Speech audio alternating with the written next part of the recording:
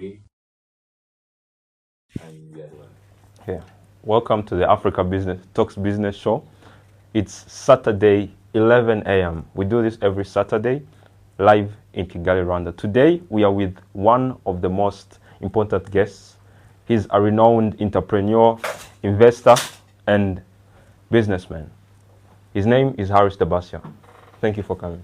Thank you for inviting me, and I'm excited to be here today. And this is our first live session. Yeah.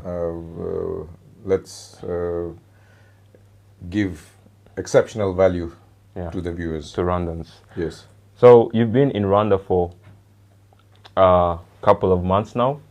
How did you come? 3 months. Yeah. Around 3 months, and I came here for 5 days only in 2025 March. Yes. And I came for a purpose. I came to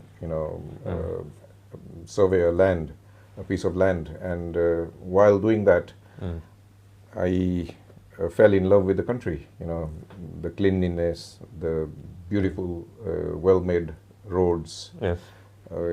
Uninterrupted electricity, uninterrupted internet, ease of mobility. Everyone comes here, gets a 30-day Yeah. visa, no questions asked. Yes. And in those 5 days, I decided that there'll be a time when I'll come back and start a business over here. Yes.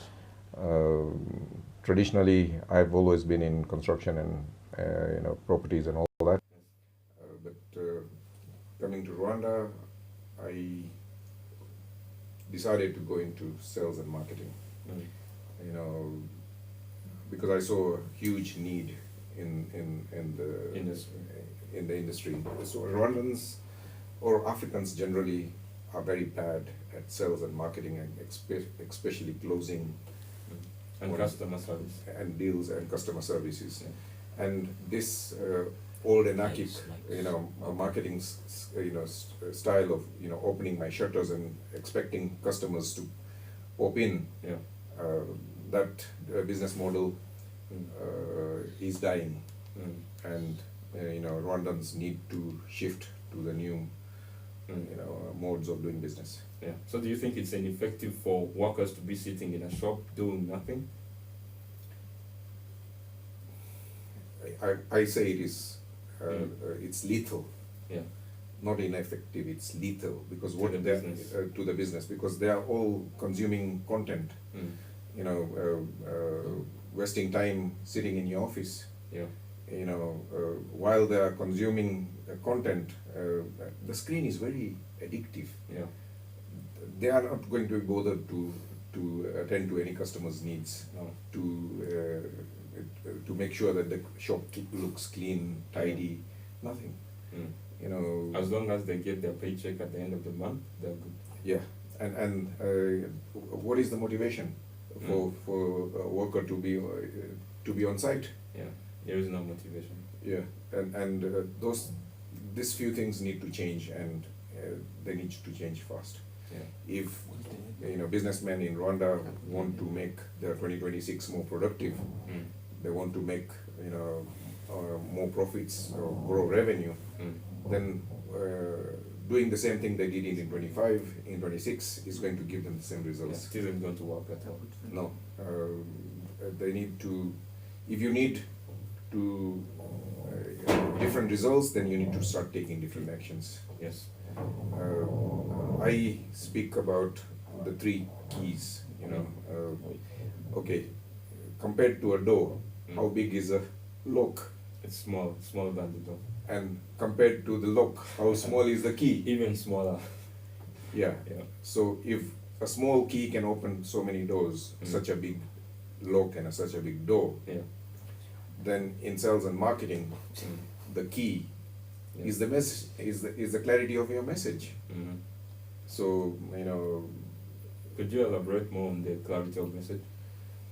okay, we need to. The 3 keys are the 3 clarities that I talk about. Is one, clarity of purpose, clarity of message, and clarity of pricing. I'll give you an example. Africa, we have lots of supermarkets. Let's say Simba supermarket in Kigali. Yeah. you go to you pick up an item, you go to the till and ask for a discount. They won't give it to you. Why? Because they have a fixed price. They don't bargain, they don't discount. Yeah, there is a clarity of pricing, clarity of display. All the goods are displayed in one location. So if you're looking for creams, then all your creams are in one place. Yeah. You can compare the prices for Nivea, Yeah. for Dove, whatever you want. Because they provide amenities like car park space, they give you a trolley, they give you a bag, an air conditioned supermarket. They are saying that if you want quality products at reasonable prices, then come to us. Yeah. If you want discounts, go to the person on the street. Yeah, go to the market. Yeah. So there is a clarity of purpose there. Mm. There is a clarity of pricing, and there is a clarity of message. Yeah. No haggling will be entertained. Mm. Every time you discount, a businessman discounts his services or products, who is losing? The businessman. Because it's cutting into his margin. Yeah. It's cutting into his profits. Yeah. If a supermarket for a toothpaste, a toothbrush, a soap, a bar of soap, Yeah. can have a fixed price policy, why not any other business? Yeah. So what you're saying is every business can have a fixed price without giving discounts. Yes, India used to be very similar to Africa is today. Yeah. 10 years, maybe 5-10 years ago, Mm. where Indians and haggling used to be synonymous. Yeah, everywhere. Yeah, every Indian is a big bargainer. Yeah. But today it has changed. Mm. In just 5-10 years, India has gone from unregulated prices to regulated prices to fixed prices to a clear display, clear messaging, clear purpose. And as a result, it is showing in the whole of country's GDP. It has moved from being the seventh largest economy to being the fourth largest or fifth largest economy today. And it is mainly because of consistency of pricing, consistency of messaging, consistency of purpose. Yeah. Let's say I'm a ladies Mm. dressmaker or ladies dress seller, and I mix ladies and while I'm doing my ladies clothes, I'm also having somebody tailor some men's clothes. It's not going to work. Yeah. We all know that ladies spend more than men. Yeah. There is more money to serve the ladies. Then why focus on why not focus and concentrate on just the ladies element? Make it a chic boutique. Make it an exclusive place where Rwandese ladies are welcome. Rwandese ladies get pampered. Yeah. They get they can try out the dresses. They can they can adjust their their styles or their garments. Yeah. Just focusing on one thing. Needs people need to focus on things that they're good at and stop doing many things. I've seen a lot of Rwandese, even big businessmen, intentioned people doing multiple things. I have a friend, his name is JP, and he works for a big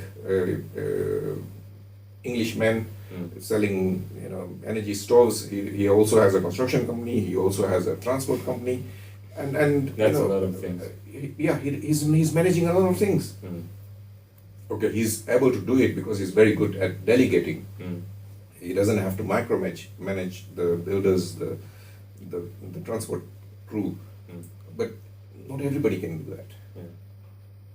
And if he just focused, I would say if even JP could take the notion, if he just focused on his construction business and grew it at scale, then he wouldn't have to bother with any of these other things. Yeah. But why do you think that happens a lot? That entrepreneurs tend to, most of the famous businesses that are popping up, if an entrepreneur, let's say the youth and all the millennials, are having this thing where it's more, they have to be, they do forex, they do trading, they do e-commerce. What would you say about that? Okay, in the early days when you're you're a student or you're in your early lives, you can dabble in a number of things.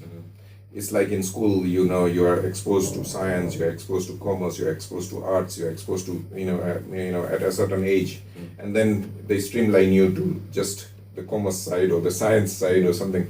The same thing happens in business. Yeah. Somebody starts with a number of things and then fails in a number of them, and then he focuses on one and becomes good at it. The same thing happens with businesses, but I've met nearly 100 businessmen so far in Rwanda. Yeah.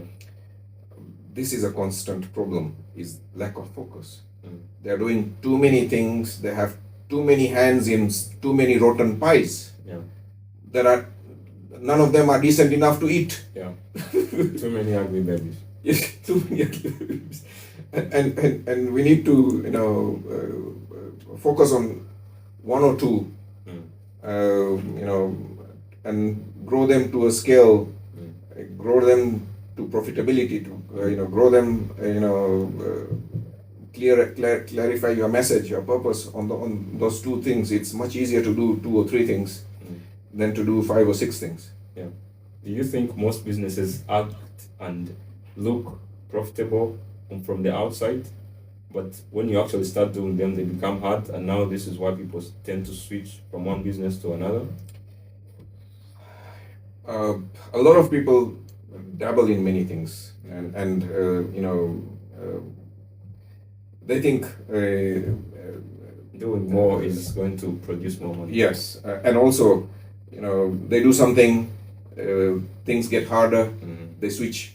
It's the pasture is greener on the other side, and they try that, and again, they keep going through the same the same cycles of optimism, and then pessimism, and then optimism for a new thing, and then pessimism, and they are not able to take it from optimism to success. Yeah, because there is this chart where it's like they start with uninformed optimism. They're interested in the business idea because they saw a family member, a friend doing it, and now it feels interesting. And then they go throughout the curve where it goes down into now you have informed pessimism. Now you know about the business, you know what you have to do. It's not that easy as you had thought. And then you find out it's not as easy. Then you still go down the road where you're like, now it's starting to become hard. Now, as you go, realize this is not going to work. And as you go down, every other opportunity now looks much better than the one you're in. Because then, you're in a hole. Yes. And then you jump to the other one, and then you go through that cycle over and over again. Yeah. So what's your advice? Do you think they should keep going with that idea, and what should they measure so that they can know if that idea is really going to work, or if they should switch to the other one? Okay, in life we all have to, progress is never incremental. It's 2 steps forward, 1 step back. And just because you have to take 1 step back to leap 3 steps forward, if you need to do that, do it. Just don't take 2 steps forward and 1 step back and then close the shop. Yes. All that effort, all that enthusiasm will all go to waste. Will go to waste. Okay, I'm not saying that all businesses need to succeed. What I'm saying is that you need to give it a chance. You need to give it all. Not dabble in too many things and fail in all of them. This is again, I'm seeing this quite often in the interactions. Indians and Chinese also come and do business in Africa. Yes. but their businesses hardly fail. No, they don't. Why do you think it doesn't fail? I think they don't fail because they have the culture of asking for advice and really learning the market, doing research on it before they actually embark on it. That's a good thing, but I think even Africans do that. But one other ingredient that the African businesses miss is mentorship. Yeah. Most Chinese or Indian businesses are generational. So I am a fifth generation builder, and my grandfather was a builder, my grandfather was a builder, my father was a builder, I am a builder. So construction and properties is in our blood. Yeah. Land acquisition, all of these things is in our blood From childhood. Yeah, and we've been exposed to these things. We know our parents, the ins and outs, they talking about it, our family talking about it. But it always falls onto the father to mentor the son. Yeah. It's a generational skill, and it's the same in Chinese culture. Yes. But also, even regardless of whether it is generational or not, I came to this country and I had to go and meet a few people that have been here, Indians who have been here for 20 years, 30 years, to ask them, what should I do? Yeah. What should I not do? I'm thinking of doing this. What is your opinion on it? And just these simple questions. They give you a lot of information. They give you a lot of information, and it allows you to avoid so many potholes, so many mistakes. Do you think that culture of business is available in Africa? Because our generations have had, especially in Rwanda, if you look at the entire population, 80% of it, even 90%, is literally 9-to-5 workers. So they all work for either government institutions or private institutions. So they have a 9-to-5 job. And then you have the generation coming in, the millennials, the Gen Z, and they are all being fed this idea of entrepreneurship. How do you phrase it? There is are you going to be an entrepreneur out of necessity? Because you can't find another job, or the job that you're doing is not paying you enough? Yeah. Is that the reason for you going into entrepreneurship? Is it out of necessity, or is it out of purpose? Is that you found a solution to a problem, a large problem that the business community or the world needs? So not every business has to have the same template, and there is sometimes it's better to be naive. Yes. But also, once you are naive and you come up, you find something that you want to solve, you need to focus on it. And yes, what you're saying, that the Rwandese demographic is that you have a lot of young people. Yes. And youngsters are prone to having a lot of energy, having a lot of enthusiasm, having a lot of activities and whatnot, and also they are in love triangles, and they are in many other family triangles and all that. Yeah. So focusing on business may not be the perfect goal. It may not be a priority for many. But like in everything else in life, if you want to make things work, then you need to stick at it. You need to focus on it. You need to have measurables. And the idea you gave me is that, let's say I'm in a business of mentoring. So I need to focus, and I need to measure something. To be able to focus, I need to measure, okay, last week I met 20 people. Next week I need to double that. It's a measures yard. Yeah. If I'm not measuring it, I'm not focusing on it. Yes. If I'm not focusing on it, I'm not becoming it. Yeah. So going back to the question of entrepreneurship in Rwanda, we have these parents who are 9-to-5, and the government is pushing the idea of entrepreneurship. How would you, as a parent who has a 9-to-5 job, I'm talking even the middle class, not even unemployed. It's another different category. It's a middle class family. The father or the mother is working a 9 to 5 job, but we have the government telling the kids to go into entrepreneurship. As a parent, what would be the perfect decision to that? You tell the kid to go find a job, or Okay, it's the intention of every parent that my child settles. You know, he finds a decent job, a well-paying job. You know, he finds a good girl, gets married, and starts a family. Yeah. It's intention of every parent, but you know, it's not going to happen for every child. And parents also need to accept that you know what worked for them it's not going to work. it may not work for their kid. Yeah. So because different times, different cultures, different different upbringings. Yeah. Parents also need to give their children some leeway. Okay, if the child is asking for, he's not asking to waste the family wealth. Yeah. He's asking, I want to try entrepreneurship. Yeah. Want to try something new. Yeah, I've tried, finding a job. I've made, this many applications and I've not had any responses. Or if I've had, responses, I went to interviews and I've not been selected. I'm not going to sit around at home. We had this classic example of one IT graduate, that went into poultry farming because he couldn't find the work that he had qualified for. I've come across so many bordermen. I came across a borderman who is a lawyer. I came across a borderman who is a graduate of procurement or something. Yeah. He has a degree and he's ended up resorting to being a borderman to make ends meet.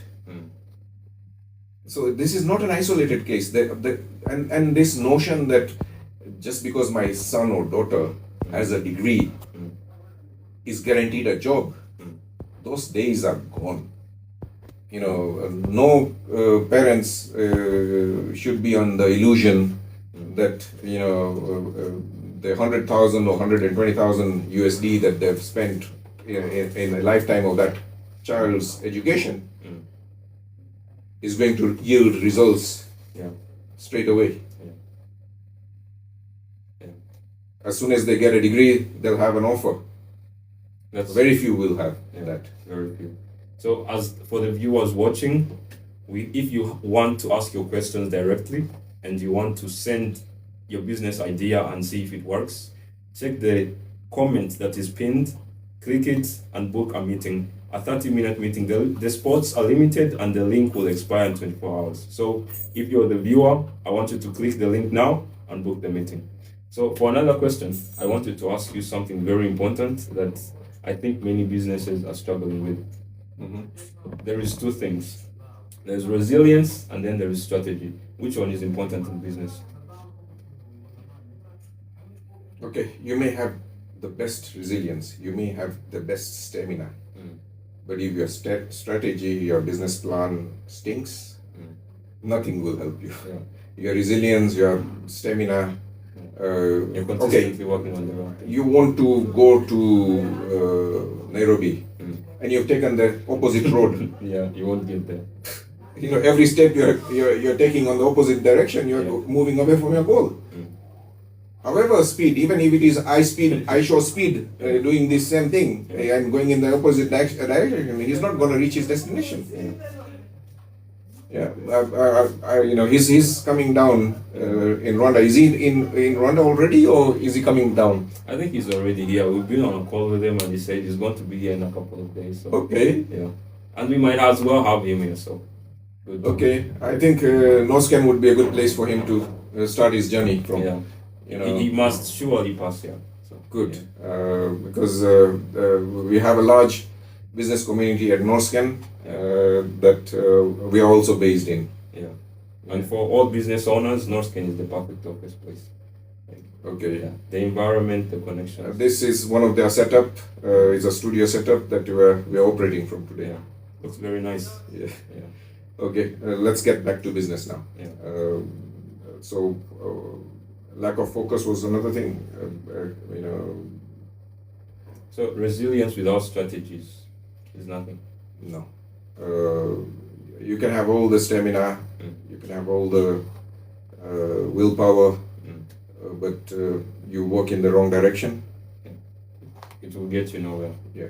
It will get you further away. Yeah. From your goal. Yeah.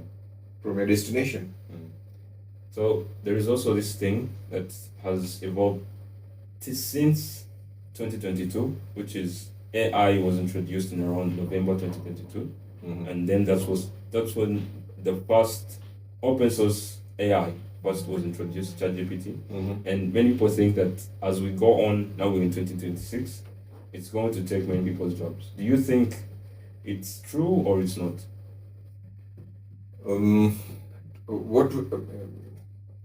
AI is evolving very fast. Yeah. It is, as a business B2A, we are also using AI for video editing, for thumbnails, for captions, for many things. Yes, it is going to take a few jobs away, but my experience has been in every technological revolution, it has created more jobs than it has destroyed. And today, what we are calling AI will be, in tomorrow, it will just be another software version. So it's like another Windows 19 or Windows 20. AI is another Windows. It's another upgrade. Yeah. Or today, because it is new, we are calling it AI. Tomorrow, it will be called software, like we used to call Windows. Yeah. So most people that are actually scared of that are the people that are in traditional jobs. What would you actually tell them or give them an example from the past that they could be found to actually get assurance that that isn't actually true? When we moved away from, for thousands of years, humans, when there were no mechanical devices, no engines, nothing, we used animal power, we used human power for transportation, for logistics, for everything. When we moved away from that to mobilized to ice engines, maybe 120 years back, the first car was a 10 horsepower car. The most carriages used to be one hose or two hose, or maybe if it is a very fast one, it would be four hoses. So and the first car was a 10 horsepower, a chariot. Yeah. As of now, it sounds like no one is going in a 10 horsepower car. Yeah, but today you and I are driving 300 plus horsepowers. Yeah. Not even an emperor could imagine that. 100 years back. And even the Pharaoh is like now. It's like wow. I think the Pharaoh had at least 15 horses. But even if you look at Moses' story or whatever stories, the pharaohs used to have only one horse or two horses on a chariot. Yeah. And they felt so powerful. Yeah. And but again, we can get a 300 horsepower banger for no money or very little money. Yeah. And people still despise the 300 horsepower. Yeah. But the car, what we were going back to is that the car revolutionized how humans live. Our cities are now car-centric. Every building, every street, every city, every supermarket has to accommodate 4 cars. When the car was introduced, there were no roads. It was introduced, in the early 20th century, when we had 2 world wars, and even then, it flourished and it provided so much value. And because of the car industry, the petroleum industry flourished, the road, the logistic, infrastructure industries, the motorways, the bridges, all this got developed just because of the car. So it created more jobs than it destroyed. Yes, some horse and cart jobs were destroyed, but the car created a lot more opportunities. The same way, I think AI is going to create a lot more opportunities. Yes, it will destroy a few, and it will also enable I think it will create more millionaires and billionaires than the internet did, than social media did, than anything else has done in the past. Throughout the entire revolution. Because it is a huge enabler. Yeah. It is a very powerful tool. Yeah. And whoever despises it, whoever becomes keeps the Luddite mentality of I'm not going to adapt new technologies. I'm going to stay in my like the Amishans in America that still live as if they were like when they arrived in America 300, 400 years back. Their youngsters are not going to adapt that lifestyle. Yeah. So do you think, because you have this condition where it has become very current in universities and every education system, that children start using AI in answering their exams, their assignments, do you think that's a good thing or a bad thing? There was a time when calculators were forbidden in my classroom. Yeah. Mm-hmm. Then it became normal. The same thing is going to happen with AI. Yeah. At the moment, it may be forbidden, but it's going to be adopted. Technological curves accelerate with time. AI is getting, is growing exponentially, and you're looking up, a hockey stick. ChatGPT when it launched, it managed over 1 million subscribers in less than 1 day, or I think 2 days, something like that. It set a world record. Yeah, and every other technology that is going to be at the moment, we are sitting at Norscan, and yesterday we had an event, where Norscan founders came here, and one of the guys complained that Norscan is only investing in anything AI based. Yeah, and it is true. Yeah.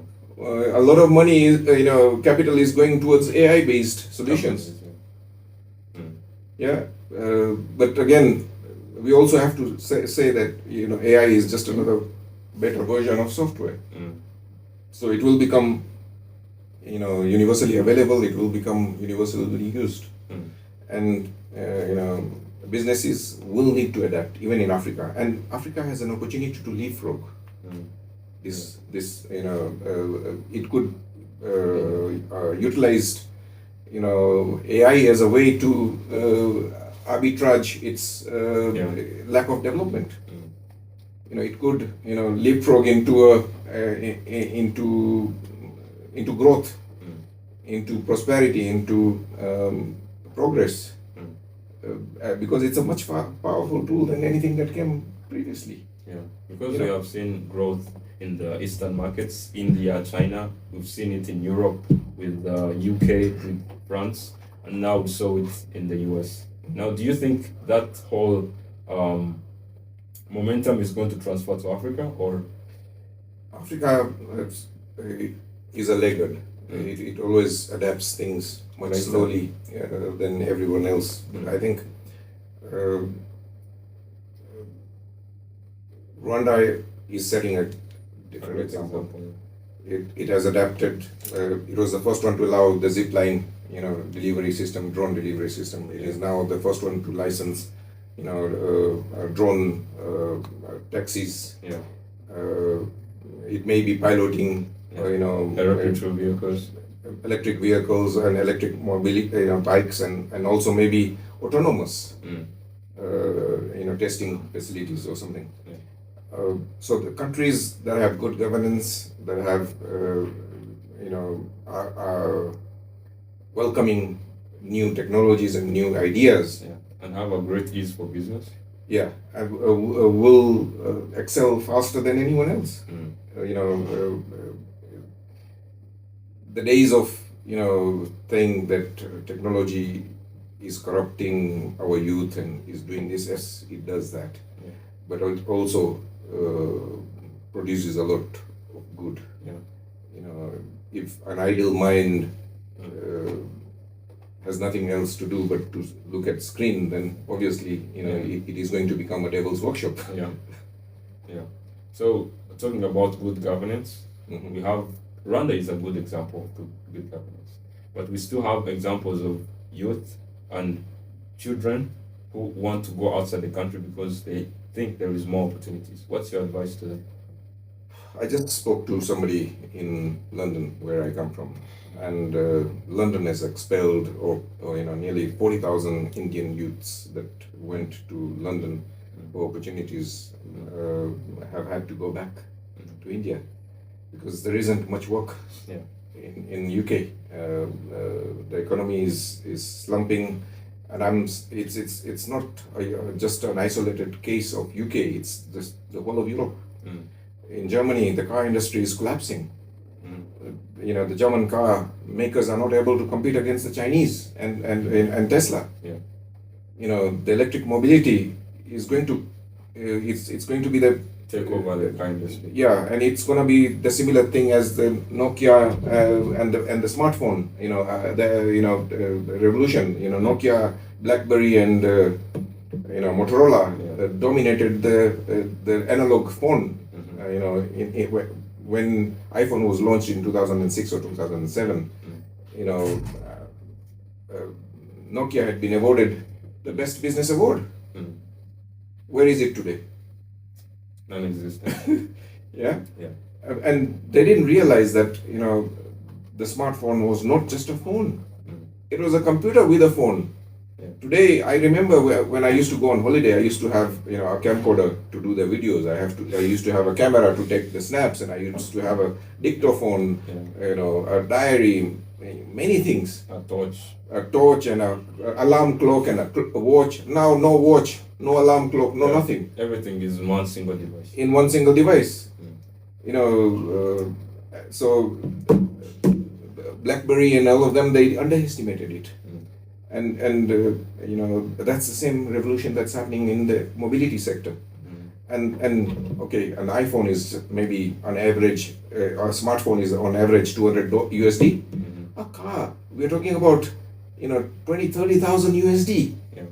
And if you look at the global car market, car population, you're talking about around 2 billion vehicles need to be switched over to electric and autonomous. And there was a time in London, the black cabs used to dominate the taxi. And black cabs used to charge on average per mile, £6. When Uber came, it brought it down to £2. Yes. And now, when a robotaxi comes, it will come down to 20 pence. The cost of mobility is going down with every generation. And it is mainly because of technological revolution. And the same thing today, if you want, there is no better time to start a business today than today. You can do a lot of the things. You don't need no secretary. ChatGPT can become your secretary. It can be your typist. It can be many things. It can be a designer. It can be a graphic designer. It can be a marketing arm, or it can be a sales arm, or many things. And a lot of it is free. Gmail is free. Google Maps is free. ChatGPT is free. A lot of design tools are free. A lot of marketing tools are free. Social media is free. And it may not remain free forever. Wake up, boys and girls. This is the best time to start any business you want to start. You can leverage all these technologies to enable you to grow your business, scale your business, and become a unicorn of Africa. Africa has very few unicorns compared to the rest of the world. Like in Sweden, yesterday the speakers yesterday said that Sweden started its its technological revolution with introducing home computers, making it cheap for every citizen in Sweden to own and operate a computer. Africa doesn't need that because we have this now. We already have that. This has your computer. And it is far more powerful than any other computer that Sweden could have given, in the 1990s. And I found out that I've been in marketing for a while, and I've found that in the history of the world, it has never been easier to reach more people at the same time for your business. It has never been easier to advertise as to many people, many countries. As in traditional marketing, you could only market to the people in the area because you had the radio, the billboards, or magazines. Mm-hmm. Yeah, which had limited circulations, newspapers which had limited circulations. Now we are talking here, people could be signing up from all over the world. Yeah. And it had to be paid. And all of a sudden, you can reach more people for free. The setup we have today could only be afforded by a huge BBC type studio. Yeah. Today, you and I can do it with very little. The phone you have in your hands is better than the camera Hollywood was using 10 years ago. Yeah. Yeah. And their movies are bigger than any other thing. Yeah, and TikTok live, live shopping. 2026 will have a lot of new trends, and a lot of these technologies are getting mature.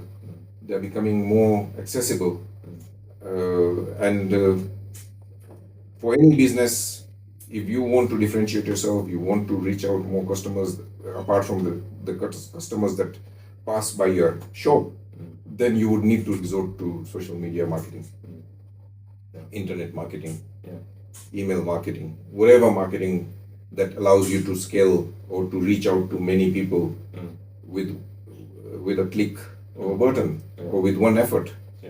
Now, for example, this recording, it's gone live. We will also have a recording. We will create reels out of it. We will create short form videos out of it. This content could be, sweated in many ways. I remember I being advertising for my, ceiling cleaning company in London, where, to advertise in facilities management magazine, it cost me £6,000, and it had a circulation of less than 10,000 people, 10,000 magazines. Compared to that, what I'm doing here is pennies. Yeah. So there is a lot more resources available to businessmen today than ever in history. People can only understand things on contrast. So let's do a contrast. If I look at my own family, my grandfather, traveled extensively in India because he was a contractor and whatnot, but he had never traveled outside India. He only traveled once to come to see us in Nairobi. And compared to that, my father has traveled, maybe 4 or 5 continents. Compared to, three continents. Compared to my father, I have traveled 5 continents. Maybe over 40 or 50 countries. And my daughters will travel even far more. And also their kids will travel much farther, even space. Yeah, and why? Why is this happening? It is because the cost of mobility. Technology is allowing cost of mobility to come down. And with robotaxi, however people resist robotaxi, it is going to come. And it is going to save, on average, somebody, in UK or USA, around 5,000 to 6,000 USD. And it's so convenient. I just have to press a button here. The taxi will know and come and know where I'm standing. It will greet me and say, Mr. Dabasia, I'll get in. It will drop me to my destination at a fraction of a cost. And most people don't realize that driving is an unpaid job. Kevin, when you drive, who pays you? No one. It's literally you get to get stuck in traffic, and after that you get to park it for the whole day and then pick it up in the evening. So it's one of the most underutilized assets. And it is one of the second biggest, most expensive asset that we all own after our homes. So, you know, Do you think owning a car is an act of status or just you need it for? even in, you know, I know the statistics of UK, but even in Rwanda, Yeah. 90% of the journeys in a So- car is one occupant. Yeah. A car that can carry 6 people Yeah. Carries one person. carries one person. It's a 2-ton, metal piece of metal Yeah. that has to be dragged to carry one person, Yeah. and he only weighs 1 kg, maybe 100 kg. The average. So the border structure that you have in this country, where a 50 kg border Yeah. carries 200 kg, that's much more that's much more efficient. Yeah. I think more of us Mm. need to use the borders. Yeah. Okay, you don't get protection from wind and rain and whatnot, but over here And there is dust no and winter. mud. Yeah. Yeah, so there isn't that greater need for cars. I mean, if you think about it, the bikes are much more efficient by cars, but you get more status when you drive a cool car. And Of course, if you can afford it, fine. Mhm. It is a luxury that only a few can afford Mhm. in Africa. Yeah. So let's limit it to that. Yeah. Not every African should aspire. And okay, there is no harm in aspiring for things, but that should not become the norm. Yeah. And I think new forms of technology, new forms of transport will change people's ideas of status and things like that. And I got rid of my cars in UK. Mhm. Soon after in COVID period. Yeah. Because they were just sitting. Yeah. Yeah. Nobody was going nowhere. What was the car doing? It was just depreciating. Yeah. Just accumulating rust. Yeah. I got rid of it. Mhm. And London has a very good network of public transport, buses, trains, whatnot. And if I needed to travel somewhere very fast, then I would hire an Uber. Yeah. Mm. And I asked my daughters to learn driving. They said, "Dad, why?" Why do we have to drive now? Yeah. Of course, there is Uber. There are so many options, Mm.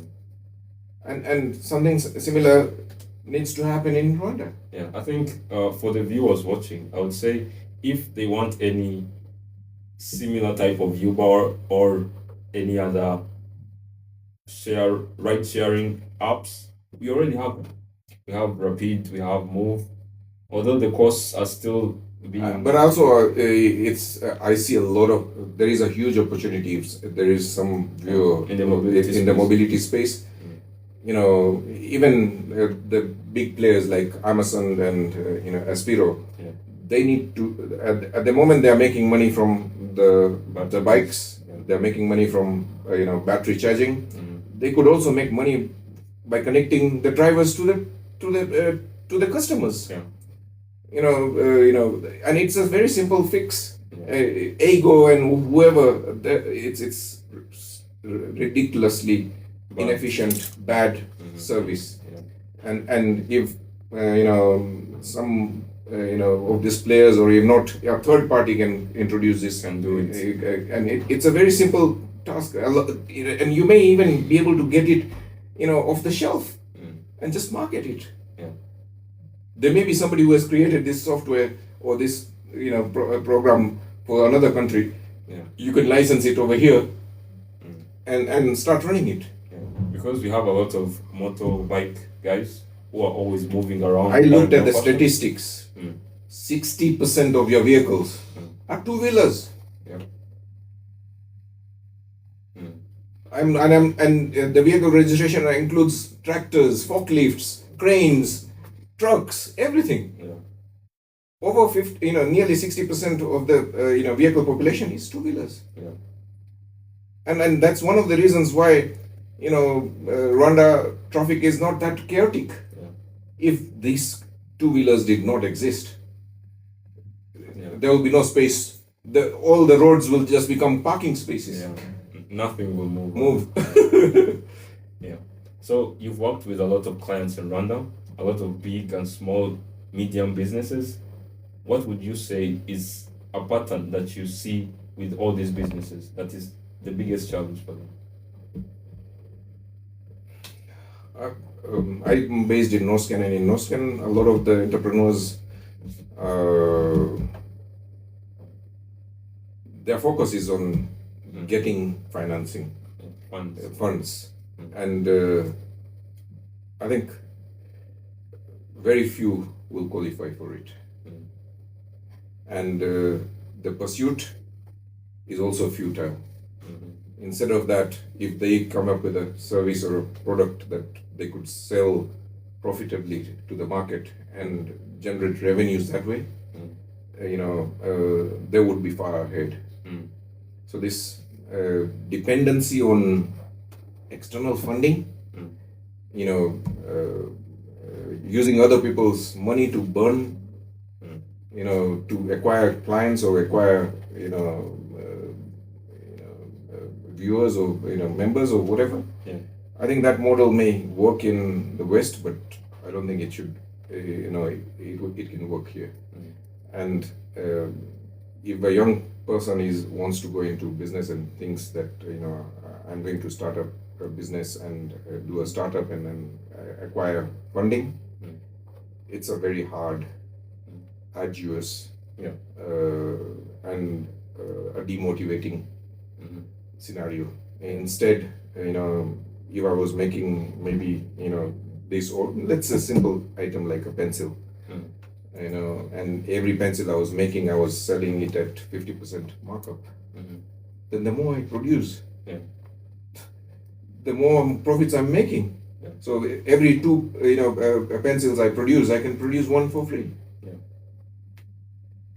Because you can increase the production without increasing the cost. Yes.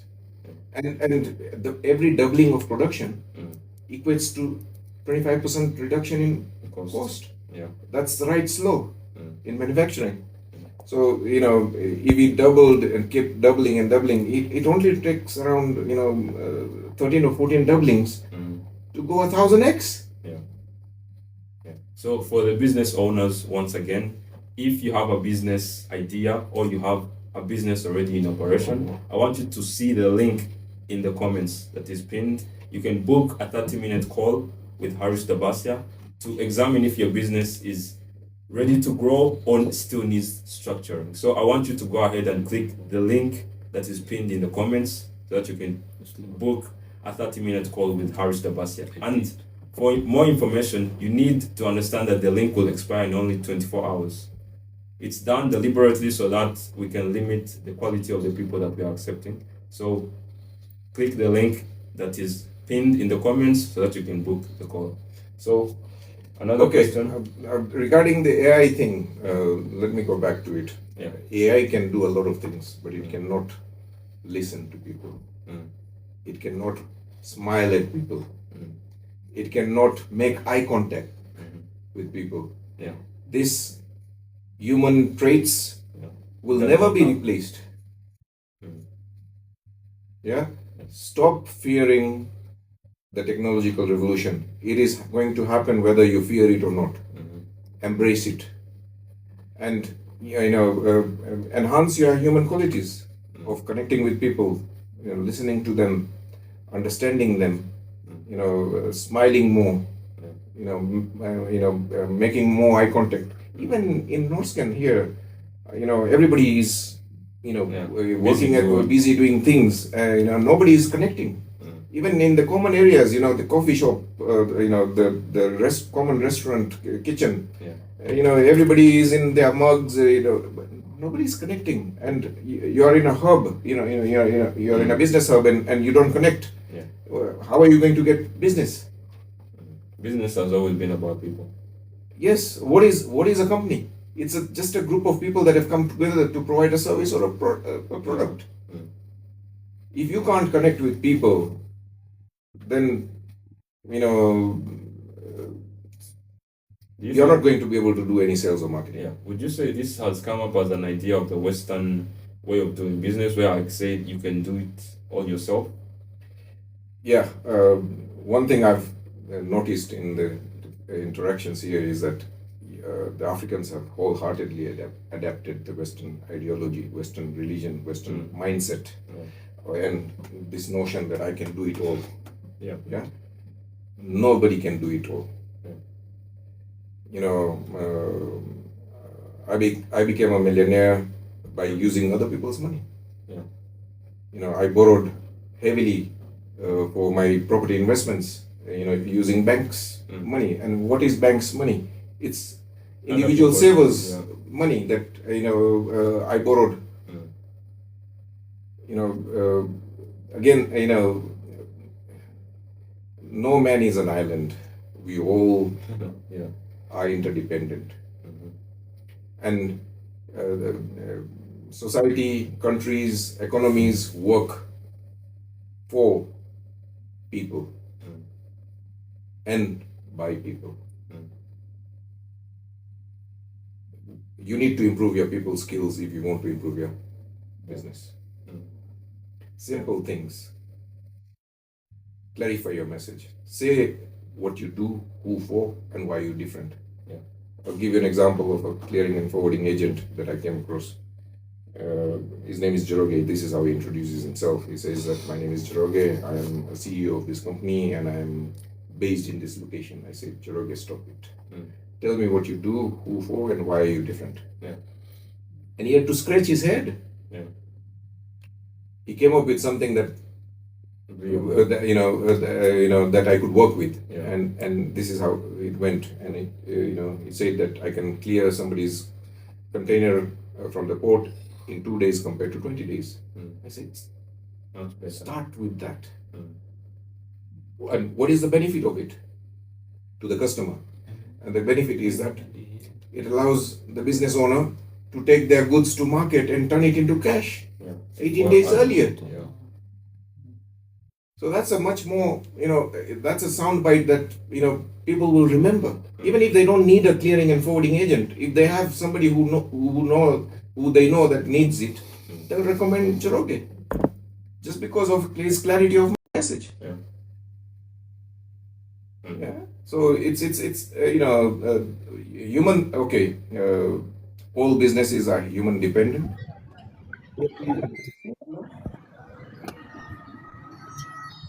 People do business with people. And one mistake I see very often African businesses do is that they want to sell too quickly. And jumping to selling. Okay, you bought this jumper, Kevin. I bought this jacket. I bought this phone. We all like to buy things, but we don't like to be sold to. If somebody says buy this now, now I'm uninterested in that. But if it was sold to you as a necessity tool, that this will allow you to connect to all your customers with just one button. You create an email list and you press the button send, and it will it will send that message to everybody in your email list. Maybe you have 10,000 people. Where would you get that power? There is no way. Apart from using this thing. But if you had to do it manually, that would. If we were to do it the traditional way, where I used to do marketing,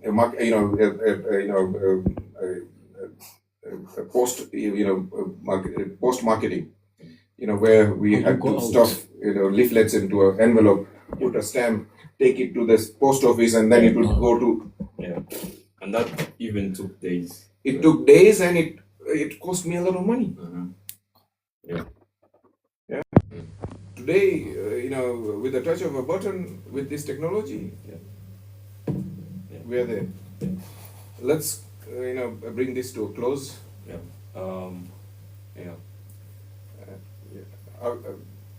Okay, thank you for watching this episode of Africa Talks Business. We shall be live again on Saturday, 11 a.m. Don't miss